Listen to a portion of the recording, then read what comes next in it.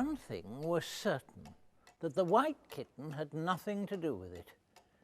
It was the black kitten's fault entirely, for the white kitten had been having its face washed by the old cat Dinah for the last quarter of an hour, so you see, it couldn't have had any hand in the mischief. But the black kitten had been finished with earlier in the afternoon, and so, while Alice was sitting curled up in a corner of the great armchair, half talking to herself and half asleep, the kitten had been having a grand game of romps with the ball of worsted Alice had been trying to wind up. "Oh, you wicked, wicked little thing," cried Alice, and catching up the kitten, she scrambled back into the armchair, taking the kitten and wool with her. "Do you know, I was so angry, Kitty," said Alice, "when I saw all the mischief you'd been doing. What have you got to say for yourself, you mischievous little darling? Now, don't interrupt me. Kitty, can you play chess? Don't smile, my dear, I'm asking it seriously. Because when we were playing just now and I said check, you purred. Let's pretend we're kings and queens. You be the red queen, Kitty. If you sat up and folded your arms, you'd look exactly like her." And Alice got the red queen off the table and set it up before the kitten to imitate. However, it wouldn't fold its arms properly, so to punish it, she held it up to the looking-glass.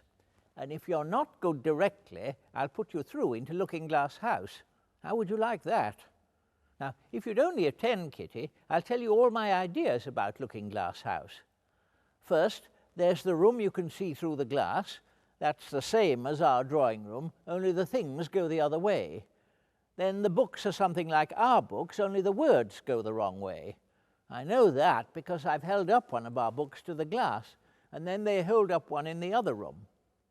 Oh, Kitty, how nice it would be if we could only get through into Looking-Glass House. I'm sure it's got such beautiful things in it. Let's pretend the glass has got soft like gauze.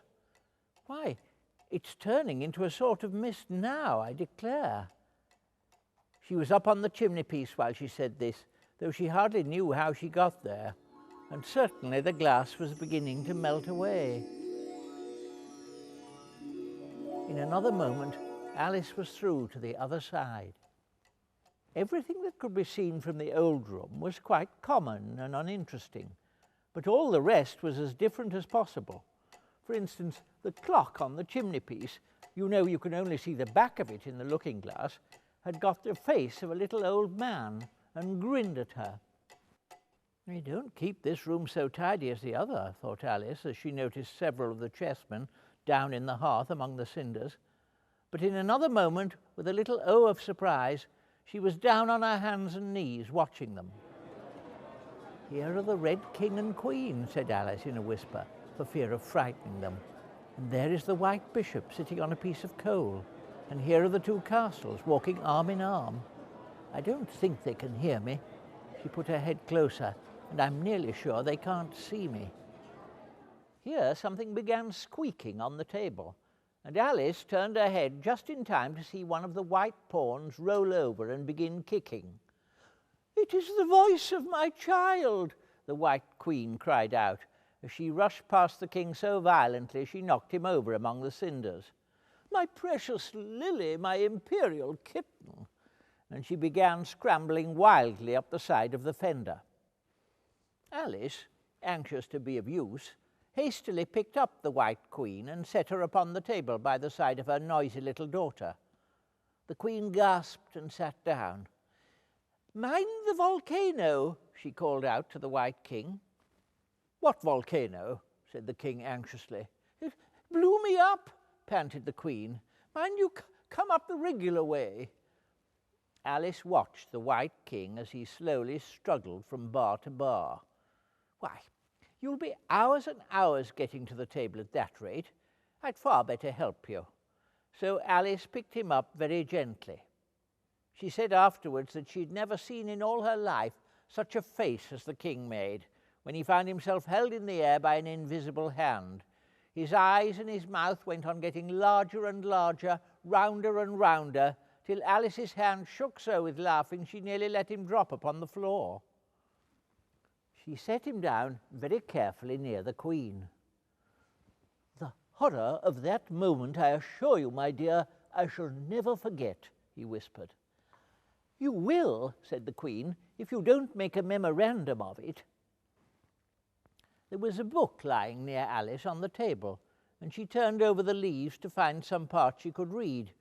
"For it's all in some language I don't know," she said. It was like this. "Why, it's a looking-glass book, of course, and if I hold it up to the glass, the words will all go the right way again."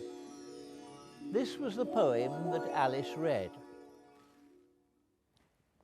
Jabberwocky. 'Twas brillig and the slithy toves did gyre and gimble in the wabe. All mimsy were the borrow groves, and the mome raths outgrabe. Beware the Jabberwock, my son, the jaws that bite, the claws that catch. Beware the Jub-Jub bird, and shun the frumious Bandersnatch. He took his vorpal's sword in hand, long time the manxome foe he sought. So rested he by the tum-tum tree, and stood a while in thought. And as in uffish thought he stood, the Jabberwock with eyes of flame came whiffling through the tulgey wood, and burbled as it came. 1, 2, and through the vorpal blade went snicker-snack. He left it dead, and with its head he went galumphing back. "And hast thou slain the Jabberwock? Come to my arms, my beamish boy. O frabjous day, Callooh-Callay," he chortled in his joy. 'Twas brillig, and the slithy toves did gyre and gimble in the wabe. All mimsy were the borogoves, and the mome raths outgrabe.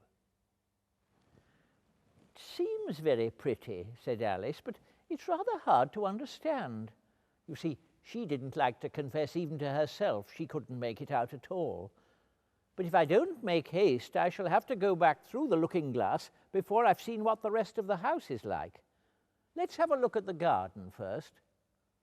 In a moment she was running down the stairs, or at least it wasn't exactly running, but a new invention for getting downstairs quickly. She just kept the tips of her fingers on the handrail and floated down. And she would have gone straight through the hall and out at the door in the same way, if she hadn't caught hold of the doorpost. She was getting a little giddy with so much floating in the air, and was rather glad to find herself walking again in the natural way. Goodbye.